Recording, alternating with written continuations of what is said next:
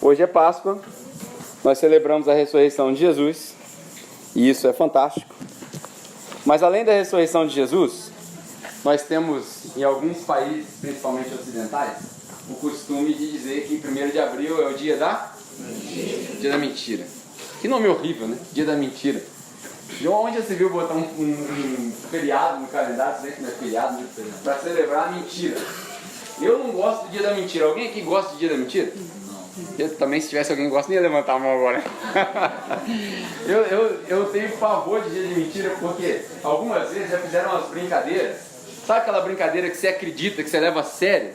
Aí depois, no dia 2, o cara manda mensagem e fala, era mentira. Então, eu detesto o dia da mentira. Porque a mentira, João capítulo 8 fala que quem é o pai da mentira? É o diabo, né? Então a gente pode dizer que dia 1º de abril é aniversário do capiroto.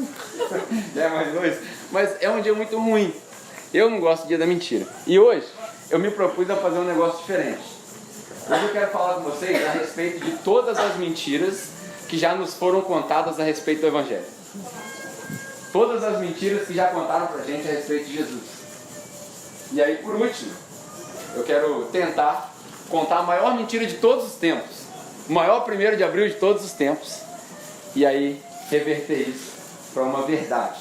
Então, eu quero que você embarque comigo numa jornada. Por isso que eu trouxe aqui o flip chart aqui, que eu vou desenhar uns negócios aqui, por incrível que pareça. Então, se você puder prestar a sua atenção, vai ser interessante. E eu acredito que vai desmistificar muita coisa daquilo que a gente já aprendeu. Dia da mentira. Então, nós vamos falar sobre pelo menos 5 mentiras. Tem um monte de coisa que eu podia falar aqui.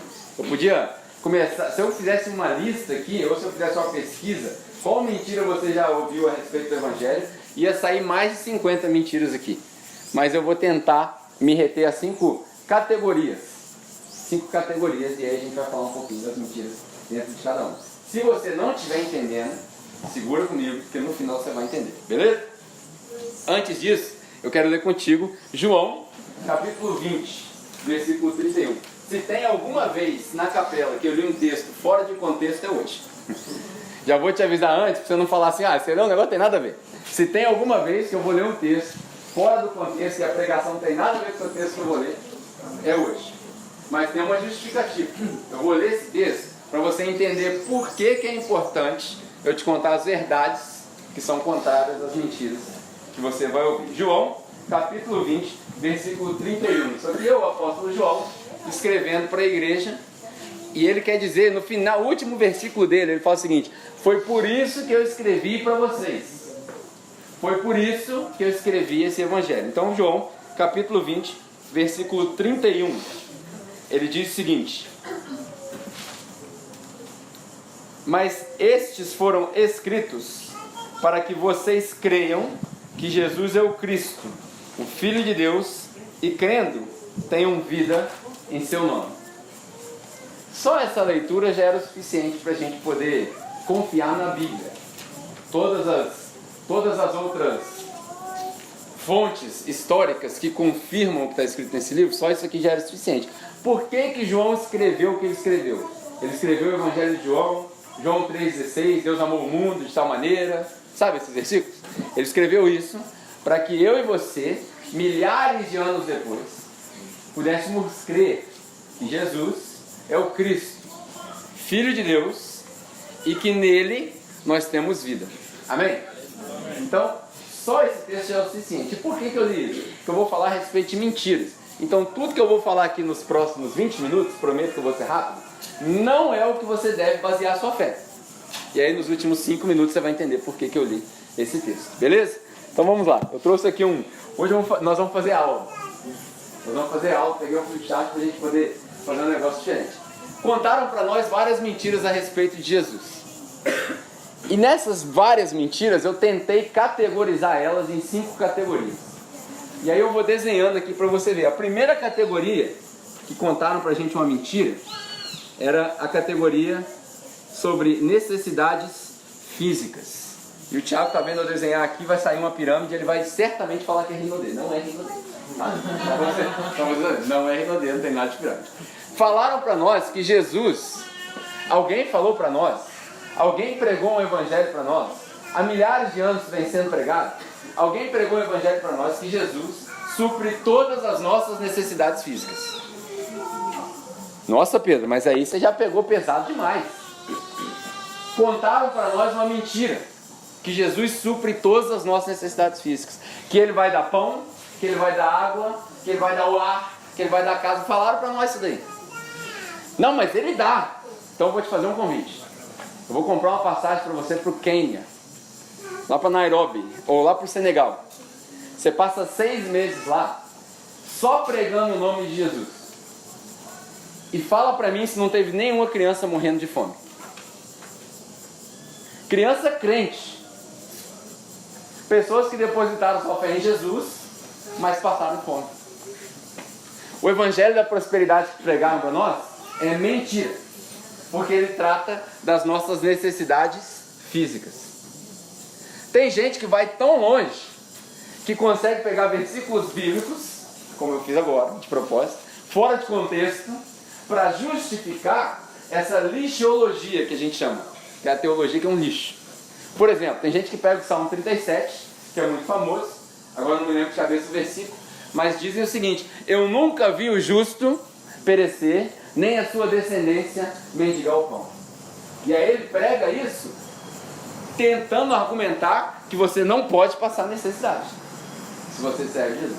Mas ele esquece que Salmos é um conjunto de músicas escritos em um contexto totalmente diferente. Quem escreveu os Salmos, principalmente o Salmo 37, foi o rei Davi. E no tempo de vida dele, ele fala: eu já fui velho, eu já fui novo, e nesse meu tempo, enquanto rei, eu não vi o justo perecer.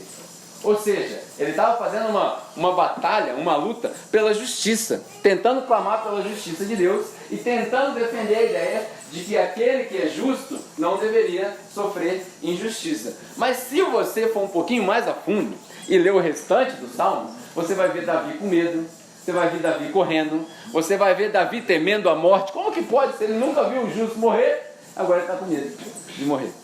Ou seja, contexto é tudo.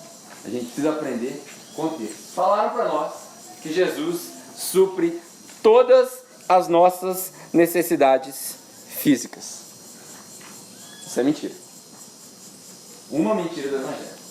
Depois, falaram para nós que Jesus, ele supre todas as nossas necessidades do que a gente chama de segurança.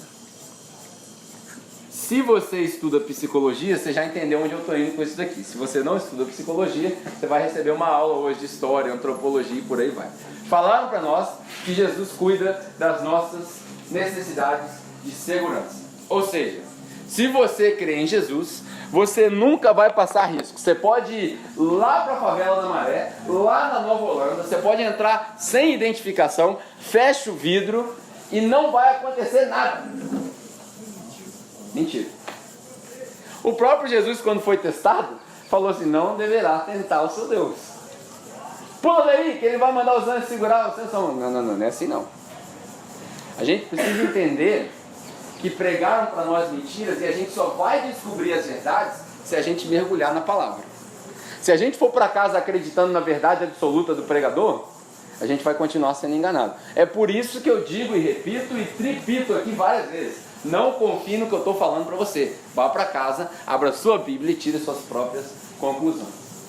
Pregaram para nós que Jesus supre todas as nossas necessidades de segurança. E aí eu anotei algumas coisas aqui. Por exemplo, você vai ter segurança no trabalho, você vai ter segurança na saúde, você vai ter segurança no seu casamento, você vai ter segurança financeira. Quem aqui nunca ouviu falar, quando alguém da família estava doente, fala assim: você não teve fé o suficiente, por isso ele não foi curado. Alguém aqui já ouviu isso? Uma grande mentira. Uma grande balela. Chega a ser até frustrante. Outros, por exemplo, dizem que se você crê em Jesus, você nunca vai passar por uma crise financeira. Porque se você for fiel a Deus, Ele é fiel a você. E aí a gente condiciona a fidelidade de Deus, que é imutável, que o caráter dele é incorruptível. A gente condiciona a fidelidade dele à nossa fidelidade. Ou seja, se eu for fiel, o mérito é todo meu, aí Deus vai ser fiel comigo. Mas se eu escorregar, aí Deus tem todo o direito de me sacanear. Mas é ou não é verdade? Eu deixei de dar o dízimo, então eu perdi o emprego. Então Deus te sacaneou. É uma grande mentira. Segurança, essa segurança que a gente tanto prega, que a gente tanto pregou durante milhares de anos, e eu não estou querendo acusar ninguém, isso aí está embutido no nosso sangue, nas campanhas, nas barganhas, nos subterfúgios, nos apelos que a gente faz, isso aí está tudo embutido. Falaram para nós que Jesus supre todas as nossas necessidades de segurança. E isso também é uma mentira. Aí, falando dos textos fora de contexto, talvez você já deve ter ouvido isso alguma vez. O pregador chega aqui na frente e fala: 1000 cairão à tua direita, 10.000 à sua esquerda. E não faz a menor noção do que ele está falando. E aí você sai de lá super motivado, estilo Tony Robbins. Agora eu vou conquistar o mundo. Mas não faz a menor ideia do que foi pregado para você. Não sabe que Davi estava falando de uma questão de guerra. Ele não sabe que Davi, enquanto escrevia os salmos que ele escrevia, ele pensava que eu, mas Deus somos maioria. E é verdade.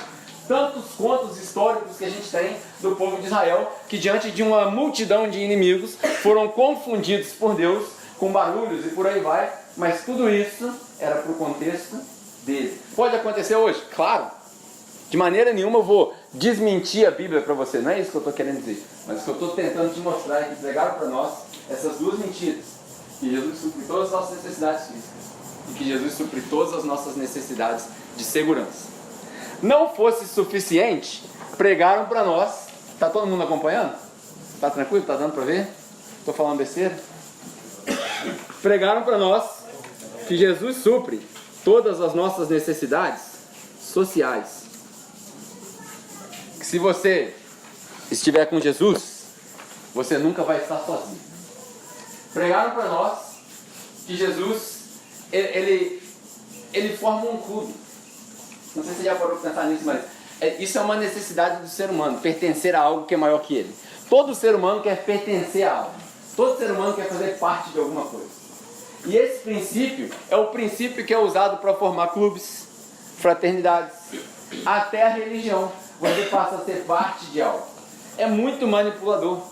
Essas necessidades sociais que a gente tem de pertencer, de estar um com o outro, a gente colocou tudo no nome de Jesus, foi colocado para nós no nome de Jesus. E aí a gente entra para o clube. Como que funciona o clube? Você se comporta da maneira que os membros do clube se comportam, paga uma mensalidade e aí você usufrui do clube. Alguma semelhança com a igreja moderna? Paga-se uma mensalidade, comporta-se de uma determinada maneira e aí você usufrui dos benefícios do clube. Pregaram para nós uma mentira, que Jesus, ou o Evangelho de Jesus, supre todas as nossas necessidades sociais. Aí você deve estar se perguntando: e daí? Aonde você vai com isso? Por que você está falando isso tudo? Calma, vou chegar lá. Lembra que eu pedi para você um pouquinho de paciência? Vou chegar lá no final. Pelo menos essas 3 categorias. É tão interessante que aqui, todos os sociólogos, por exemplo, eles vão falar para vocês que todo ser humano tem essas necessidades. E essas necessidades sociais, elas são tão fortes. A gente tem tanta necessidade de pertencer a um grupo que elas passam por cima dessas outras necessidades. Por exemplo, tem muitas mulheres que sofrem abuso físico no casamento, mas não abandonam o marido porque elas precisam pertencer ao núcleo familiar. É uma vergonha na sociedade ela sair de casa. É ou não é? Estou falando alguma mentira? Quantas vezes a gente já ouviu, por exemplo, ou já viu crianças que são abusadas, às vezes fisicamente, às vezes até sexualmente, mas não conseguem sair de casa e não conseguem largar o pai ou a mãe. Por quê? Porque a necessidade de pertencer, ela vai além da nossa necessidade de ter segurança e às vezes até além da necessidade de ser suprida as nossas necessidades físicas. Água, comida, abrigo, as coisas básicas.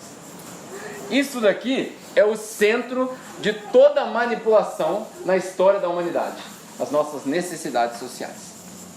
E aí os caras que são bons mesmo, sabe, esses pastores assim que não deveriam nem ser chamados de pastores, eles são bons porque eles desenvolveram uma técnica que diz que o Evangelho resolve todos os nossos problemas de estima. O evangelho que pregaram para nós resolve todos os nossos problemas de estima. Você é mais que vencedor. Você é mais que vencedor. Eles pregam e aí a gente sai empolgado. E aí a gente sai como se fosse aquele cara. O Dendo é o exemplo aqui, né? O cara que consome o álcool na balada, ele cria coragem para tudo. Você virou o super-homem agora. O super-homem de Jesus. Porque o evangelho que pregaram para nós é um evangelho que responde às suas necessidades de estima. Mentira. Você vai entender já na hora que eu mostrar o outro lado. Mentira. E por último, porém não menos importante, pregaram para nós que esse evangelho, nem sei se eu separei a sílaba certa, os professores vão me matar. Esse evangelho é um evangelho que traz autorrealização. Eu vou alcançar tudo que eu posso alcançar. Aí as pessoas pegam mais uma vez textos fora de contexto, o mais famoso de todos, Jeremias capítulo 29, versículo 11. Porque eu bem sei os planos que tenho para vós. Não são planos para te fazer mal, mas planos de prosperidade. É aí que os pregadores dizem que você pode ser tudo que Deus te criou para ser. Aleluia, glória a Deus. Aí você sai de lá e fala, Deus me criou para ser um empresário. Então eu não vou trabalhar mais de carteira assinada. Vai e pede conta, passa 6 meses no seguro-desemprego, depois não arruma outro emprego, não consegue abrir o seu próprio negócio, fica quebrado. Porque acreditou na promessa falsa. O que foi, bom? Se pedir conta, não tem auxílio-desemprego. Eu que não estudei, né? Mas enfim. Se pedir conta, não tem auxílio-desemprego. Mas aí o cara sai naquela vontade de, eu vou abrir meu próprio negócio. Por quê? Porque acreditou numa mentira. Porque esse evangelho bem entre aspas, ele realiza. Agora você imagina Jesus chegando para Pedro e falando assim, Pedro, deixa as redes aí, vem me segue que eu vou realizar todos os seus sonhos.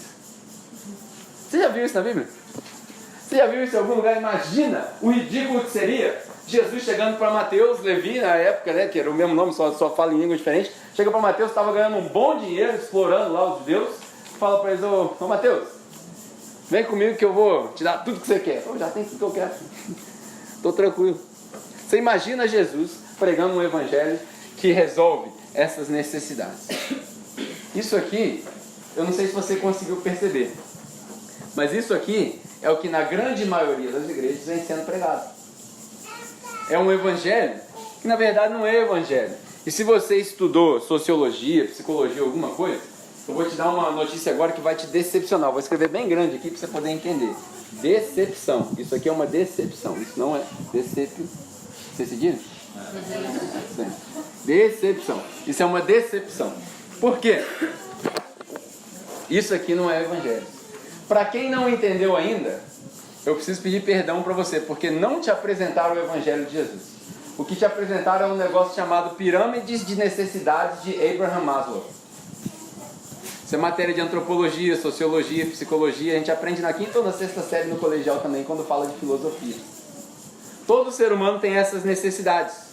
A gente usa essas necessidades aqui nos campos econômicos, no campo dos negócios, porque todo bom empreendedor tem que aprender isso aqui para saber onde ele vai atacar. E todo empreendedor gospel aprendeu a prometer para nós que o evangelho resolve essas necessidades.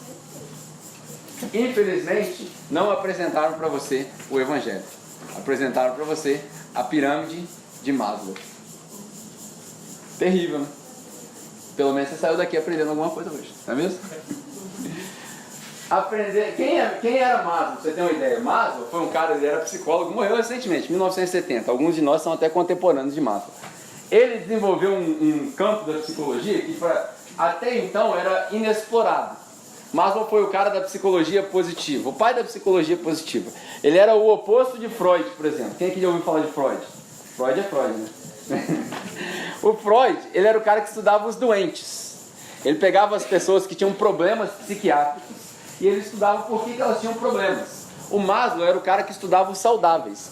Ele pegou 1% da sociedade, os Albert Einstein da vida, e foi estudar por que esses caras eram realizados. O que esses caras tinham no cérebro deles que fazia com que eles fossem do jeito que eles fossem. O Freud, por exemplo, estudou a doença, o Maslow estudou os que eram saudáveis. Ele era o cara do... Já viu aquela expressão, para tudo tem um lado positivo? foi mais ou menos das teorias dele que apareceu essa ideia. Ele era o cara que falava assim, tudo que você tem na mão é um martelo, tudo que você vê vai parecer prego. Ou seja, você precisa mudar suas perspectivas. Você precisa aprender a olhar para o outro lado. Esse era Maslow. Na verdade, a nossa religião pós-moderna, pós-cristã, deveria se chamar Maslowismo, ao invés de cristianismo. Vou escrever o nome dele para você aqui, ó. Maslow. Deveria se chamar Maslowismo, porque é isso que a gente está pregando nas igrejas. É ou não é?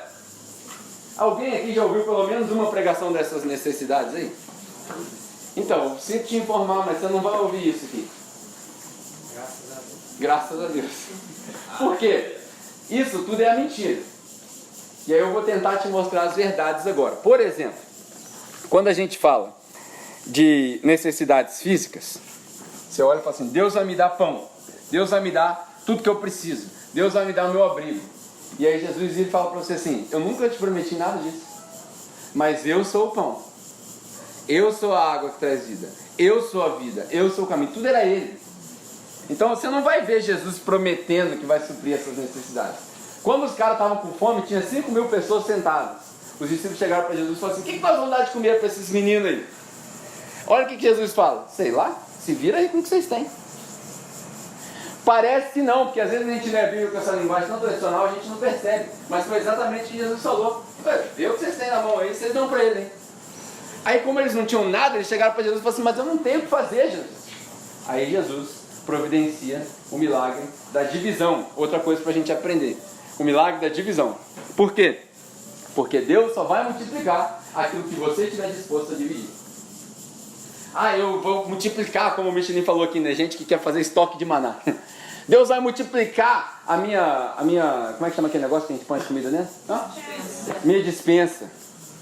Não, Deus não vai multiplicar a sua dispensa. O capitalismo talvez vá. Talvez o seu sucesso no seu trabalho, você ganha muito dinheiro, você pode comprar mais do que você precisa. Mas Deus não está preocupado em multiplicar a sua dispensa. Deus está preocupado em dividir a sua dispensa. Você tem tanto, que aí você vai tirando, sobra só o que você precisa e dá para os outros o resto. É isso que Ele está preocupado. Deus não está preocupado em te dar 5 casas. Ele está preocupado em pegar o que você tem e falar, você mora aqui, se precisar você abriga alguém, se você quiser um confortinho melhor, um pouquinho melhor também, você trabalha, você faz seu dinheiro, não adianta orar para eu te dar uma casa melhor que eu não vou te dar, você faz o seu dinheiro, e aí as outras casas que você tem, você vem, dá para os pobres, dá para os irmãos, põe para o lugar, você faz alguma coisa, mas não é para encher. Por quê? Porque Jesus nunca prometeu isso. Jesus prometeu o contrário. Jesus também nunca prometeu segurança. Nunca. Ele até falou que estaria conosco até o fim dos dias. Mas isso não quer dizer que você não vai sofrer perseguição. Muito pelo contrário. Jesus prometeu para nós, a única promessa que Ele fez, é que nós seríamos perseguidos. Ele falou, eu vou enviar vocês como ovelhas no meio de lobos. É perigo constante. Eu vou enviar vocês para frente de reis e governadores. No mundo vocês terão aflições, mas tem de bom ânimo, porque eu estarei lá. Os apóstolos no princípio da igreja, eles foram crucificados, decapitados, perseguidos, chicoteados, e nenhum deles reclamou. Todos eles saíam da prisão, Pedro saiu da prisão glorificando. Quando Pedro foi liberto pelo Sinédrio, ele foi espancado. Você imagina o cara espancado, não é bêbado não, espancado, todo roxo, todo sangrando. Chega no meio da igreja, fala, igreja, glória a Deus, porque eu sou digno de apanhar pelo Evangelho. Esse é o Evangelho. Porque Jesus nunca prometeu segurança. Muito pelo contrário. Ele prometeu que nós seríamos todos crucificados. Na verdade, o lado positivo da Escritura, Paulo fala, nós somos co-herdeiros com Cristo. Aí o pessoal esquece a parte B do versículo. Desde que nós soframos com Ele. É difícil, né? Infelizmente o Evangelho não atrai ninguém. Não é atrativo. O Evangelho repele muita gente. O Evangelho de verdade. Por isso que é muito difícil você ver uma igreja bombando de gente, com muita gente pregando o Evangelho. É mais fácil pregar isso aqui, ó, porque isso aqui é bom. Rapaz, vou dar meu dízimo, eu sou fiel, Deus é fiel. Isso aqui é bom. Mas o Evangelho de verdade assusta as pessoas. E é de propósito mesmo. Jesus falava para os discípulos, bem-aventurados são vocês, porque para vocês foi dado o privilégio de entender. Para os outros, eu prego é para confundir eles mesmo, eu tenho que afastar eles. Porque eles não foram escolhidos pelo meu Pai. Porque todo aquele que meu Pai mandar para mim, eu pego. E eu também não deixo embora. Mas quem não for para mim, também não vem. Então as pessoas não vêm para o Evangelho por causa dos subterfúgios. Elas vêm para o masloísmo. Mas para o cristianismo, não. Para o masloísmo, a gente usa a isca. Para o cristianismo, a gente usa a cruz. Pegou a ideia? Continuando, Jesus também nunca prometeu que nós não estaríamos a sós. Ele prometeu que ia estar conosco, mas ele nunca prometeu, por exemplo, que você não vai ter depressão. Tem gente que fala assim, um absurdo crente com depressão. Se eu pedir para levantar a mão aqui, pelo menos a metade de nós já passou por depressão. E os que não passaram, vão passar. Nossa, você está pregando um negócio muito negativo. Não, estou pregando você o cristianismo. Quem não passou, vai passar. Por quê? Porque é a doença do século. As circunstâncias que a gente vive. O estresse, a falta de tempo para meditar, para orar, para focar nas coisas importantes. O materialismo, a busca pela felicidade ao invés da busca pela justiça. Porque a busca pela felicidade é um caminho sem volta. Você vai atrás da felicidade e a felicidade vai te decepcionar. Porque a gente baseia a nossa felicidade na posse de bens materiais e por aí vai. É o mundo que a gente vive. Jesus nunca prometeu isso. Na verdade, a gente pode ir tão longe em dizer que Jesus ficou deprimido. Nossa, mas você está conjecturando. É uma conjectura. Mas pensa comigo. Pendurado na cruz, o que Jesus falou quando ele estava pendurado na cruz? Ele gritou lá em aramaico, Eloi, Eloi, lama sabachthani. Que quer dizer o quê? Meu Deus, Deus meu, por que me abandonaste? O Filho de Deus, o Deus encarnado, ele tinha toda a natureza do Deus vivo. Pregado na cruz, ele fala, por que você me abandonou? Eu orei, eu pedi, Pai, se for possível, passa de mim esse cálice. Eu não queria isso. Jesus não queria ser crucificado não, gente.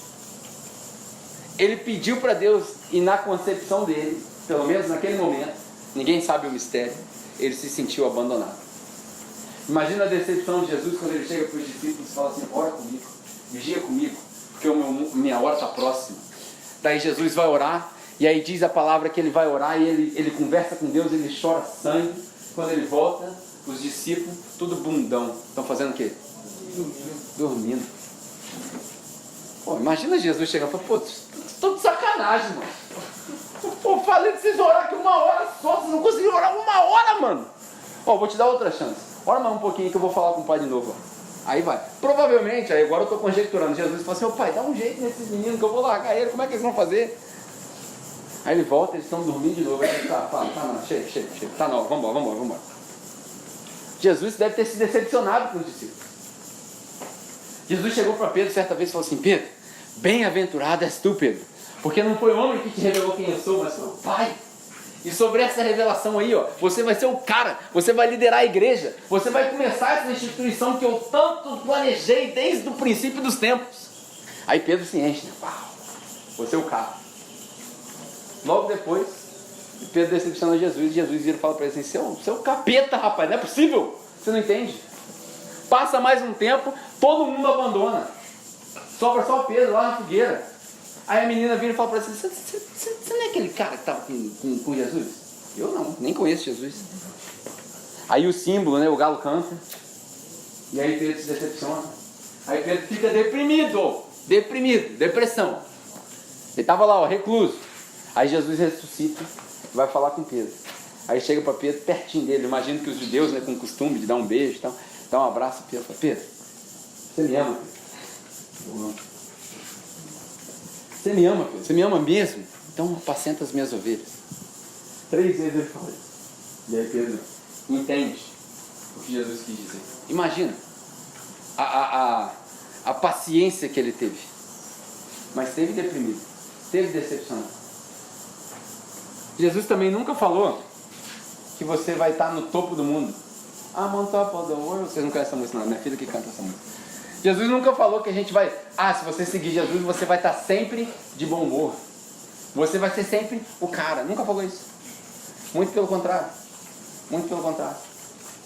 Não andeis ansiosos, Paulo fala aos Filipenses. Não andeis ansiosos por coisa alguma. Por que Paulo fala para a gente não andar ansioso? Porque a gente vive ansioso. Não andeis ansiosos por coisa alguma. Mas em tudo, através de quê? De súplicas e orações, fazei conhecidos os seus pedidos para Deus. Olha que interessante, Paulo já sabia. E vou deixar essa daqui por último, autorrealização. Que aí eu vou falar de um negócio interessante que talvez você não tenha percebido. A maior mentira de todas, já que a gente está celebrando a Páscoa, eu já estou acabando. Maior mentira de todas que contaram para nós. e que talvez a gente acredite até hoje. Os judeus acreditam nessa mentira até hoje. Está em Mateus capítulo 28, do versículo 11 até o versículo 15. Se você quiser ler em casa, você pode ler. E a transliteração dessa passagem, eu não vou ler ela inteira, Mateus 28, versículo 11 ao versículo 15. Diz que os fariseus e os mestres da lei se reuniram para saber o que aconteceu com o corpo de Jesus. Daí eles chegam para os guardas e falam assim, vamos fazer o seguinte, diga que vocês foram pagos, digam que os discípulos vieram aqui e roubaram o corpo de Jesus, e ninguém sabe o que aconteceu, porque quando eles chegaram para conferir estava tudo trancado, e aí conta essa história, e diz que os fariseus, os mestres, deram uma soma, uma quantia de dinheiro alta para os guardas, ou seja, eles foram subornados. E essa história se propagou, e o Evangelho de Mateus diz que até hoje, lógico que até hoje dele era 60 anos depois de Jesus, mas diz que essa história se propaga, e os judeus creem nisso até hoje, que o corpo de Jesus foi roubado, que ele não ressuscitou. Essa é a maior mentira de todas. Como você sabe disso? Primeiro que você pode ler na Bíblia, no que a gente considera a palavra de Deus, que ele ressuscitou. Que ele apareceu para os discípulos, que ele apareceu para Maria, que ele apareceu para mais de 500 pessoas, que ele ascendeu na frente de milhares de pessoas, que ele atravessou a parede. Sabe que Jesus atravessou a parede? Estavam os caras reunidos lá na sala, todo mundo orando, 120 pessoas, ele passa pela porta, igual Matrix. Eu adoro essa parte, toda vez que eu falo, eu faço igual Matrix. Tudo isso está relatado, mas não é só a Bíblia. Tem vários conteúdos extra-bíblicos que garantem a mesma fonte. Por exemplo, tem dois historiadores, eu vou te dar um dever de casa, já que a gente está fazendo aula aqui, né? Te dar um dever de casa. Quando você chegar em casa, você procura saber sobre um cara chamado Eusébio, de Cesareia, e outro cara chamado Títicos. Esses dois caras eram historiadores que contaram a história de Jesus fora da Bíblia, e eles contam a respeito da vida, da morte, alguns falam até da ressurreição de Jesus. O próprio Lucas, que escreveu sua Bíblia, se você não sabia, Lucas não era discípulo de Jesus, sabia disso? Lucas não esteve com Jesus. Lucas nem conheceu Jesus. Sabia disso? Tem dois livros do cara na Bíblia e ele nem era discípulo de Jesus, olha que louco. Ele escreveu porque ele foi pago para escrever, para fazer uma pesquisa. E ele deu uma volta lá em Jerusalém, na Judéia, naquela região que Jesus andou. E ele entrevistou várias pessoas. Ele pegou uma cola de um outro material que chama fonte Q. Você pode procurar isso em casa também, Q, a letra Q. E ele colou um monte de coisa. A historinha dele é corte e colagem. Ele não era discípulo de Jesus. E aí depois a história dele ficou tão boa que no meio do caminho ele encontrou com um cara chamado Paulo. E Paulo estava viajando, Volta Redonda, Barra Mansa, Resende, pregando, plantando igreja, fazendo discípulo. E ele falou, pô, esse cara é muito louco, conta essa história pra mim, Paulo. Paulo fala pra ele, ó, certa vez eu estava caminhando, estava indo caçar os cristãos, ouvi uma voz do céu, fiquei cego. Ficou todo mundo cego.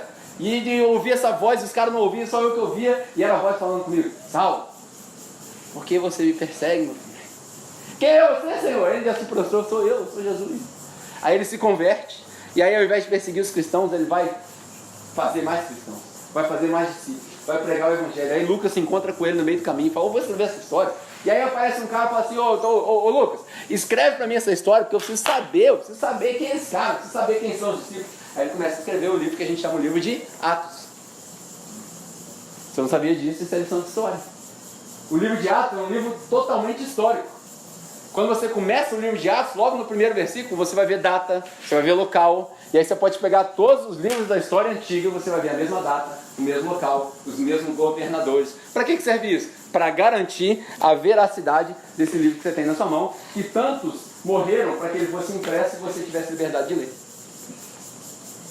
E aí a gente tem 5 em casa, pegamos poeira. É mole? A gente deveria ler mais. Então, tudo isso garante a maior mentira que contaram para nós, Jesus não ressuscitou. Por que eu estou falando tudo isso? Porque hoje, no dia da mentira, especialmente na Páscoa, eu estou tentando desconstruir as mentiras que contaram para nós. E aí, por último, como eu te disse, fica aqui essa autorrealização. Para Maslow, a saúde mental de qualquer pessoa estava aqui, ó.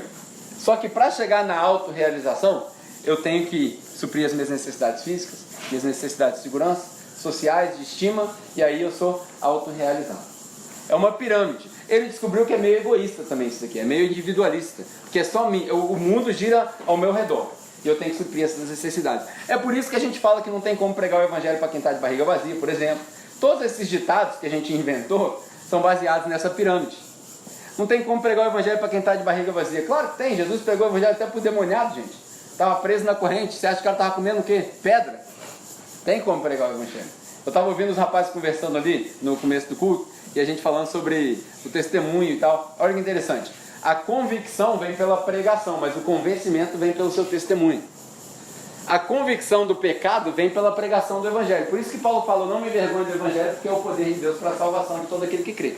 Romanos 1, capítulo 1, versículo 16. Então, ninguém se converte pelo seu testemunho, esquece isso. Esse negócio de ser bonzinho, esquece isso.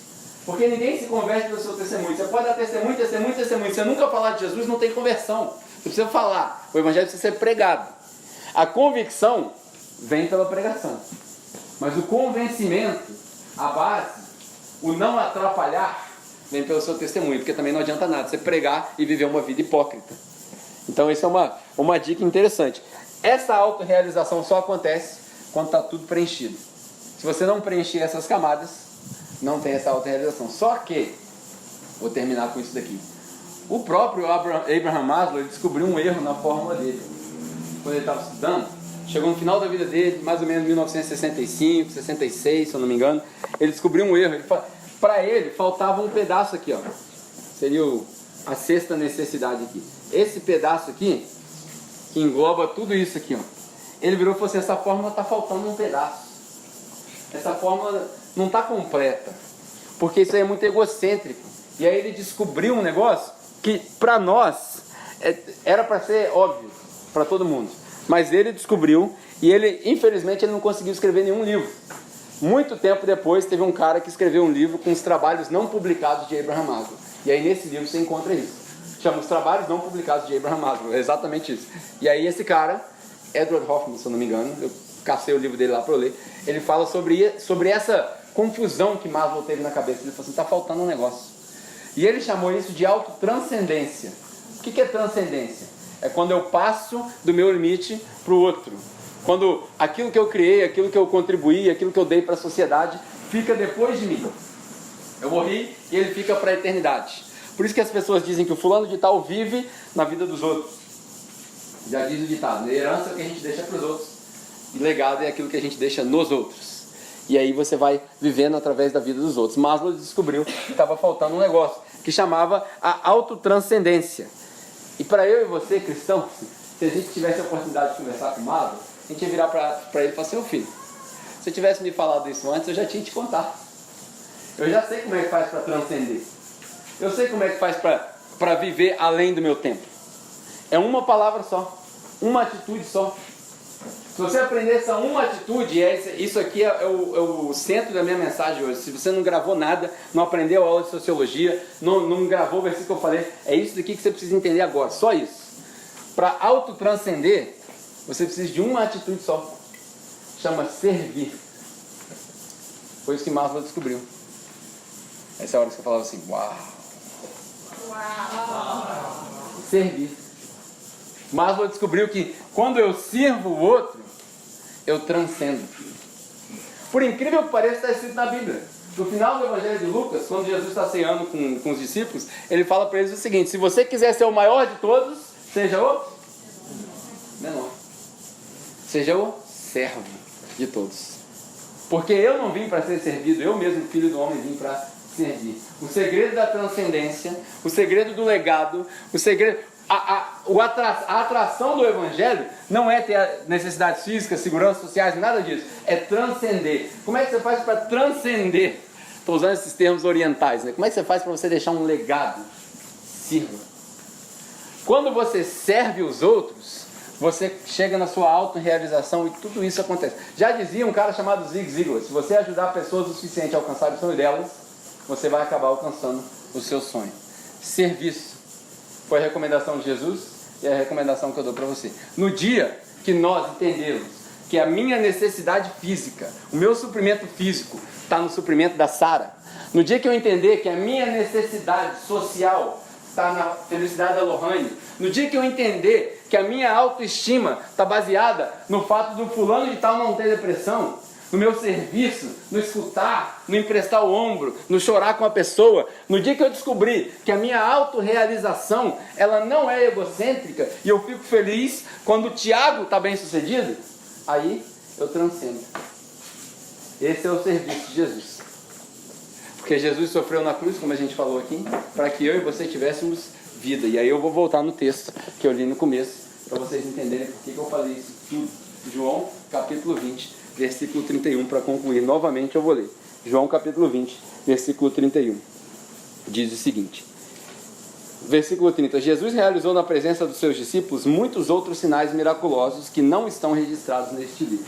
Mas estes foram escritos para que vocês creiam que Ele é o Cristo, Filho de Deus, e para que nele vocês tenham vida.